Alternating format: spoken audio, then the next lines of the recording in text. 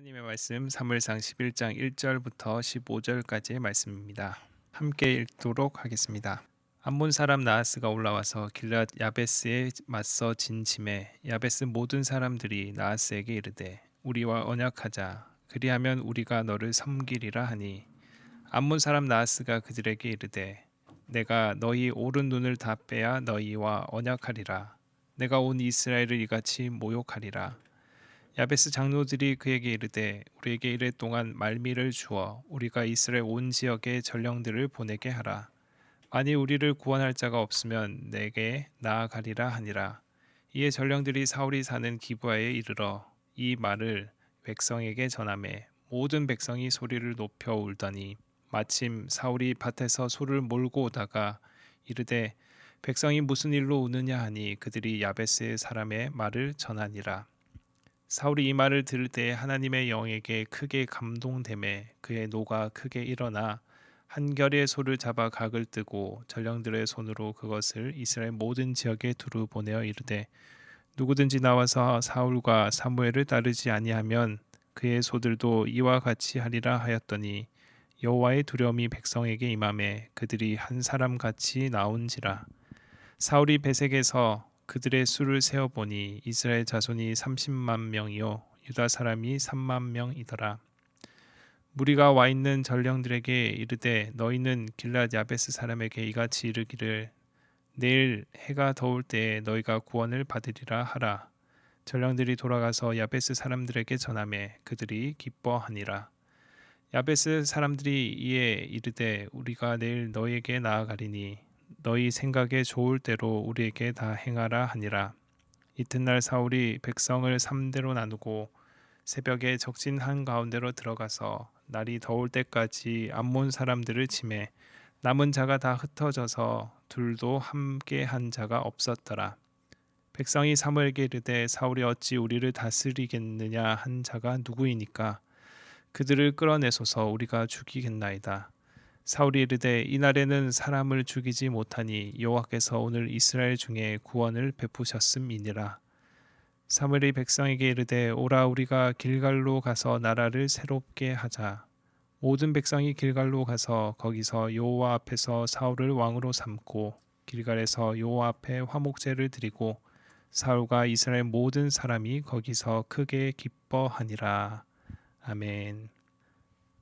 밤새 평안히 쉬셨습니까? 오늘 교회 이력으로 한 해의 마지막 날을 보내게 되었습니다. 새로운 시작을 잘 할 수 있도록 하나님의 말씀 가운데 지혜 주시고 깨달은 은혜를 더해 주셔서 주님의 뜻을 알아가는 귀한 하루가 되시기를 축복합니다. 오늘 우리가 읽은 11장의 말씀은 사울이 백성들로부터 이스라엘 왕으로 인정받게 된 결정적인 사건인 길랏 야베스를 포위한 암몬 족속을 격퇴한 사건과 또 사울이 공식적으로 왕위에 오르게 되는 이야기를 다루고 있습니다. 이스라엘 백성들의 요구에 의해 하나님께서 세우신 사사를 중심으로 한 이스라엘 지파 동맹 체제가 이제 마감되고 왕정 체제로 시작되는 그러한 장면이 등장하게 됩니다. 하나님께서 왕을 세우신 것에는 그 의도하심이 있습니다.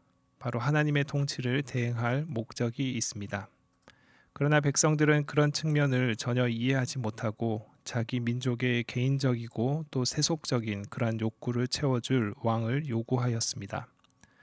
그러나 하나님께서는 이스라엘 민족의 첫 왕으로 사울을 세워 하나님의 그 마음과 뜻을 알기를 바라셨습니다. 왕으로 세움을 받은 사울은 처음에는 하나님께 순종함으로 이스라엘이 흥하였지만 이후에는 어떻게 되었습니까? 말씀을 통해 이후의 이야기에 대해 이미 저와 여러분이 잘 알고 있듯이 나중에는 하나님께 불순종함으로 첫 왕이 실패하고 사울을 대신하여 하나님의 마음에 합한 자 다윗을 이스라엘의 새 왕으로 예비하시는 내용이 뒷부분에 나오게 됩니다. 아무튼 사울이 왕으로 세워지고 마지막 사사 사무엘이 나라의 제도를 정함으로 민족적 수권이었던 왕정 체제의 틀을 만들어 나갔습니다. 그러나 이스라엘 백성들은 어떻습니까? 오랫동안 사사시대의 체제에 길들여져 있었을 뿐만 아니라 사물의 지도를 따르던 이스라엘 백성들이 갑자기 등장한 시골 청년 사울이 왕으로 선출되었다고 해서 그를 왕으로 따르기란 참으로 쉽지 않은 일이었습니다. 머리로는 알 수 있지만 행동으로까지 연결이 잘 안 되는 것이죠. 사무엘상 말씀에서 사울이 등장한 후부터 오늘까지의 말씀을 보시면 사울은 세 가지의 과정을 통해서 왕으로 세움을 받고 있다라는 사실을 알 수 있습니다. 처음으로 사무엘에게 기름 부음을 받았고 그 다음 왕으로 제비까지 뽑히게 됩니다. 그러나 사울이 왕으로 제비 뽑혔을 때 그를 지지한 자들도 있었지만 그 반대도 있었습니다. 백성들의 반응이 어떠했는지 말씀에서는 이렇게 증거하고 있습니다. 사무엘상 10장 27절입니다. 어떤 불량배는 이르되 이 사람이 어떻게 우리를 구원하겠느냐 하고 멸시하며 예물을 바치지 아니하였으나 그는 잠잠하였더라. 이 사람이 어떻게 우리를 구원하겠느냐. 사울을 향한 민심이 그리 좋지 못했습니다. 그래서 사울은 왕으로서 즉위식도 갖지 못하고 고향 기브아로 돌아가야만 했습니다. 평소같이 농사를 짓고 있었음을 말씀을 통해서 알 수 있습니다. 4절에서 5절 말씀입니다. 이에 전령들이 사울이 사는 기브아에 이르러 이 말을 백성에게 전하매 모든 백성이 소리를 높여 울더니 마침 사울이 밭에서 소를 몰고 오다가 이르되 백성이 무슨 일로 우느냐 하니 그들이 야베스 사람의 말을 전하니라. 전령들이 사울이 살고 있는 기브아에 이르렀을 때 사울이 무엇을 하고 있었습니까? 밭에서 소를 몰고 있었다고 말씀은 증거하고 있습니다. 이스라엘의 왕으로 지목을 받았지만 백성들로부터 인정을 받지 못하여서 고향으로 돌아가 농사를 짓고 있었다는 것이 확인되었죠. 그런데 사울에게 자신의 지도력을 인정받을 수 있는 기회가 찾아왔습니다. 바로 사울이 왕으로 세움을 받는 세 번째 과정인 것이죠. 암몬과의 전쟁이 벌어졌을 때 왕으로서의 지도력을 보여줄 수 있는 기회를 하나님께서 허락해 주신 것입니다. 여기서 암몬 족속은 아브라함의 조카인 롯과 그의 둘째 딸 베나미 사이에서 난 아들들의 자손들로 이 암몬 족속은 자주 이스라엘을 괴롭혀 왔습니다. 이런 암몬 족속이 요단강 동쪽에 정착한 므낫세 지파에 속한 길랏 야베스를 침공하고 말았습니다. 이 상황에 대해서 말씀에서는 어떻게 묘사하고 있습니까? 1절에서 2절 말씀입니다. 암몬 사람 나하스가 올라와서 길랏 야베스에 맞서 진침해 야베스 모든 사람들이 나하스에게 이르되 우리와 언약하자 그리하면 우리가 너를 섬기리라 하니 암몬 사람 나하스가 그에게 이르되 내가 너희 오른 눈을 다 빼야 너희와 언약하리라. 내가 온 이스라엘을 이같이 모욕하리라. 암몬이 길랏 야베스를 침략했습니다. 야베스 사람이 암몬 사람 나하스에게 찾아가 언약하자고 동맹을 요청합니다. 그런데 암몬 사람 나하스의 반응이 별로 좋지 않습니다. 나하스는 길랏 야베스의 모든 사람들이 오른쪽 눈을 다 빼야 언약하겠다고 엄포를 놓고 말았습니다. 이것은 길랏 야베스뿐만 아니라 이스라엘 전체를 향한 모욕이기도 했습니다. 이 소식을 들은 사울의 반응은 어떻습니까? 6절에 있습니다. 사울이 이 말을 들을 때에 하나님의 영에게 크게 감동되매 그의 노가 크게 일어나. 하나님의 영에게 크게 감동했다라는 것은 히브리 원어로 하나님의 영, 루ach 엘로힘이 갑자기 임했다라는 뜻입니다. 하나님의 영에 의해 감동을 받아 자신의 소명을 다시 깨닫고 하나님의 백성을 모독하는 악한 자의 도발에 대해 크게 분노한 것입니다. 이것은 하나님의 백성을 구원하기 위한 사울의 강한 의지를 알 수 있게 하는 부분입니다. 그래서 이스라엘 모든 지역에 전령을 보내어 순간 33만의 군사를 소집하게 되고 그들을 이끌고 나아가서 암몬 족속을 격퇴하여서 사울의 리더십과 군사적 통솔력을 발휘하였습니다. 이렇게 하여 12절에서 마지막 절까지 사울이 이스라엘 왕으로서 그 지도력을 인정받고 드디어 길갈에서 공식적으로 왕위에 오르게 되는 장면이 바로 오늘 말씀의 내용입니다. 오늘 말씀을 통해서 우리는 무엇을 생각하고 깨달을 수 있습니까? 5절 말씀에 마침 사울이 밭에서 소를 몰고 오다가 이르되 백성이 무슨 일로 우느냐 하니 그들이 야베스 사람의 말을 전하니라 라고 이렇게 기록하고 있습니다. 사울이 밭을 갈고 소를 몰고 오다가 백성들이 우는 것을 보았습니다. 사울이 공식적인 왕이식을 치르지 못했지만 사울은 이스라엘의 왕이 분명합니다. 사무엘로부터 기름 부음을 받았고 또 왕으로 제비까지 뽑히게 되었습니다. 그런데 사울은 농사를 짓고 있었습니다. 어떻게 왕으로 뽑힌 인물이 농사나 짓고 있었을까요? 이에 대해 누군가는 사울이 하나님으로부터 소명을 받고도 우유부단한 성격 탓에 자신의 통치권을 행사하지 아니하였다고 비판할 수도 있습니다. 그러나 지금은 사사 시대에서 왕정 시대로 전환되는 그러한 과도기 상태라는 것을 알아야 합니다. 사울이 왕의 역할을 단지 백성을 적의 침략으로 구원하는 사사의 역할 정도로만 인식했기 때문일 수도 있습니다. 결국 이 이야기는 사울이 암몬과의 전쟁에 대해 전혀 준비되어 있지 않았지만 하나님의 도우심으로 말미암아 승리하여 이스라엘 왕으로 공식적으로 즉위하게 된다는 사실을 보여주는 것이라 할 수 있습니다. 그래서 5절은 마침 사울이 밭에서 소를 몰고 오다가 이르되라고 기록하고 있습니다. 여기서 마침으로 번역된 이 히브리 원어의 뜻은 보라라는 뜻을 갖고 있습니다. 바로 사람들의 주의를 집중시키는 역할을 하는 그러한 감탄사입니다. 이렇게 마침이라고 강조하며 사울과 그의 행동에 시선을 고정하게 합니다. 이제 사울이 뭔가 변화된 모습을 보여주는 그러한 것입니다. 사울이 이스라엘 왕으로 선출되었습니다. 정상적이라면 지금 한창 왕궁도 세우고 군사를 모집해서 훈련도 시켜야 합니다. 그런데 사울은 그렇게 하지 않고 이전의 모습 그대로 농사를 짓고 있었습니다. 이것은 사울이 이스라엘 왕으로 선출된 것은 분명하지만 아직 백성들로부터 왕으로 인정받지 못했음을 보여주기도 합니다. 이 장면을 보면 성도에게는 필요한 것이 무엇인지 고민하게 됩니다.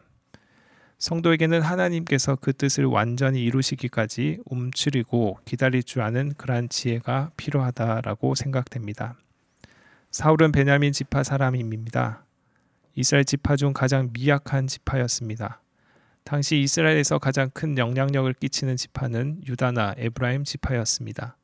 그래서 이스라엘에서 왕이 나온다면 유다나 에브라임 지파 이 두 지파 중에서 나올 것으로 백성들은 기대했을 것입니다.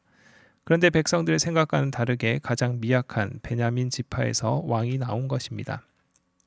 물론 이것은 하나님의 선택하심과 섭리의 결과였습니다.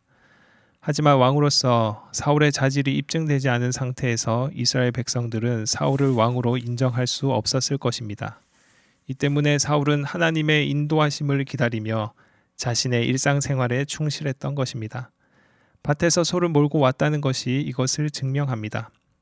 사울이 농사를 짓고 있었다고 해서 이스라엘 왕으로 소명받은 사실에 대해 소리하거나 또 왕이 되기를 포기했다고 볼 수는 없습니다. 왜냐하면 사울은 길랏 야베스의 소식을 듣고 즉시 군사들을 소집하는 그런 왕으로서의 역할을 잘 감당했기 때문입니다. 그러니 사울은 자신의 일상의 삶을 견디고 버티며 오롯이 감당하다가 왕으로 인정받을 수 있는 기회가 오기를 철저히 준비했을 것입니다.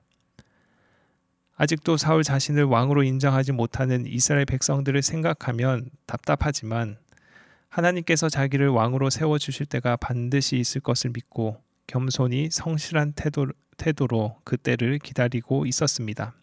결국 마침 사울이 암몬과의 전쟁 소식을 듣게 되고 사울은 암몬의 손에서 이스라엘을 구해내어 왕으로서 자신의 능력을 나타낼 절호의 기회를 잡고 말았습니다. 오늘 말씀을 통해 깨달을 수 있는 것은 지혜로운 성도는 하나님께서 나를 들어 사용하실 때가 있다는 것을 알고 현재 자기 자신의 자리에 연연하거나 또 불평하거나 그 자리를 박차고 떠나지 않는다는 사실입니다. 왕으로 세움받은 사울이 밭에서 소를 모는 신세가 되어도 크게 요동하지 않는 것입니다. 그리고 어떤 대우를 받든지 크게 따지며 생각하지 않고 오히려 하나님께서 기회를 열어주실 때까지 하나님께서 그 뜻을 깨달아 알게 하실 때까지 묵묵히 기다리는 것이 바로 지혜로운 성도의 모습입니다.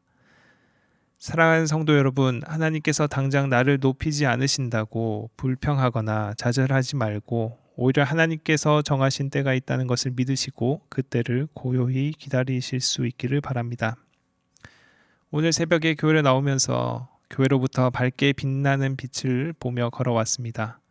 이제 이번 주일부터 대림절이 시작됩니다. 교회력으로는 오늘이 정말 마지막 날이 되고 내일이면 새 날이 옵니다. 어두울수록 빛을 찾게 되고 또 어두울수록 빛은 더욱 빛나게 되는데 소망이신 주님의 뜻을 찾고 기다리며 주님의 뜻을 온전히 이루는 우리 모두의 삶이 되기를 간절히 바랍니다. 이제 새날의 새로운 시작 가운데 임마누엘 주님이신 예수님의 구원을 바라보고 찬양하며 주님의 인도하심을 거룩히 따라갈 수 있기를 바랍니다. 오늘 하루도 하나님의 능하신 손 아래서 때가 되면 높이시는 하나님의 섭리를 알고 하나님의 때를 기다리며 겸손히 걸어가는 우리 신앙 공동체가 될 수 있기를 간절히 소망합니다. 함께 기도하겠습니다. 사랑의 주 하나님, 새벽을 깨우시고 말씀으로 우리에게 응답하여 주셔서 감사합니다. 오늘 말씀을 통해 하나님의 때를 기다릴 수 있는 은혜가 우리 삶에 풍성할 수 있기를 소망합니다. 성실하신 주님처럼 내게 맡겨진 일상의 삶을 잘 살아내게 하시고 때로는 주목받지 못하고 외롭고 힘든 인생일지라도 주님 한 분만으로 만족하며 주님의 뜻을 이루는 인생이 되게 하여 주옵소서. 늘 주님보다 앞서지 않고 주님의 뜻을 온전히 깨달을 수 있도록 우리를 겸손케 하여 주옵소서. 교회력으로 마지막 날을 보내게 됩니다. 대림절과 함께 시작되는 새로운 출발에 앞서 다시 한번 우리 마음을 새롭게 하셔서 주님의 크신 은혜를 기대하고 주님 안에서 기뻐할 수 있는 인생으로 우리를 인도하여 주옵소서. 하나님, 하루를 시작하는 새벽 기도의 이 시간에 대구 평안교회 모든 성도님의 삶을 축복하며 주님의 일용한 은혜를 구합니다. 주님의 전신갑주를 친히 입혀주시고 일터에서 가정에서 그 모든 삶의 자리에서 하나님의 은혜와 사랑을 잊지 않게 하옵소서.